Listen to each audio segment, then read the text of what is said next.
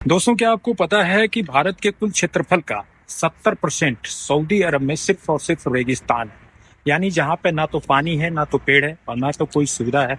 सिर्फ और सिर्फ मरुस्थल यानी रेगिस्तान से और बालू बंजर जमीनें। और ऐसी जगहों पर जाना कितना खतरनाक हो सकता है, आप अंदाजा लगा सकते हैं। दरअसल 2-3 दिनों से सऊदी अरब के न्यूजों में एक खबर 2-3 दिनों से छाई हुई है कि एक परिवार रियाद से लगभग 90 किलोमीटर दूर एक हल्बन जगह है, वहां पे जाता है और वहां पे वो जा पार्टी करने के लिए जाता है, मगर उसकी गाड़ी जो है उस रेगिस्तान में फंस जाती है और फंसने की वजह से वो निकल नहीं पाता है और वहां उसकी मोबाइल में नेटवर्क भी नहीं होता है और वो परिवार पूरी तरह से वहां पे फंस जाता है। भाई साहब, वो परिवार ऐसी जगह पे फंसा होता है जहां पे ना तो कोई व्यवस्था, ना कोई रोड और ना तो वहां उसको मोबाइल नेटवर्क मिल पाता है।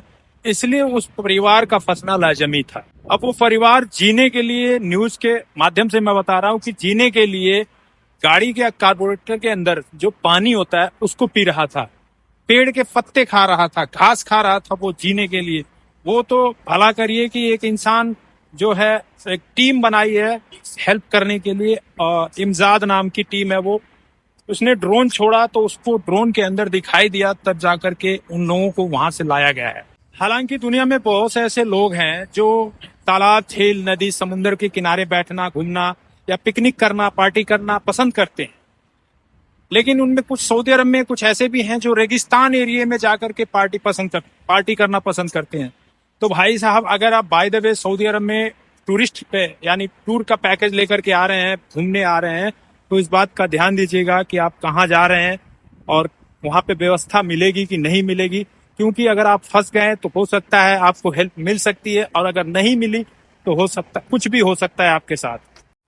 चलो मान लो इस परिवार का नसीब फिर भी कहीं ना कहीं से सही था कि एक बंदे ने वहां पे ड्रोन छोड़ा तो ड्रोन के द्वारा पता लग गया कि यहाँ पे कोई फंसा हुआ है।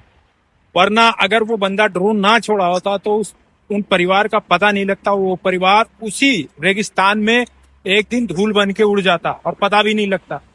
तो भाई साहब, इसलिए कह रहे हैं कि सऊदी अरब में अगर आप टूरिस्ट यानी टूर करने जा रहे हैं, कहीं घूमने का अगर प्लान बना रहे हैं, तो ऐसी जगहों पे जाएं जहाँ पे व्यवस्थाएं मिले। ऐसा नहीं कि जो है कहीं भी निकल लें जहाँ पे कोई व्यवस्था ना हो। अगर आप वहाँ फंस गए तो अंदाजा लगाइए आपकी कौन हेल्प करेगा, कौन सपोर्ट करेगा। ये जानना आपके लिए बेहद जरूरी है। आपको मैंने पहले ही बताया कि सऊदी अरब का जो भारत के 70% यानी भारत का जो 70% क्षेत्रफल है, सऊदी अरब में उतना सिर्फ रेगिस्तान है। यानी वहां पे ना तो इंसान है, ना तो कोई जानवर है, सिर्फ और सिर्फ बालू के रेत हैं, बंजर जमीनें हैं, कुछ ऐसे है। तो ऐसी जगहों पे अगर आप जा रहे हैं तो इस बात का ख्याल रखें कि अगर आप फंस गए तो आपको मदद मिल सकती है कि नहीं मिल सकती है।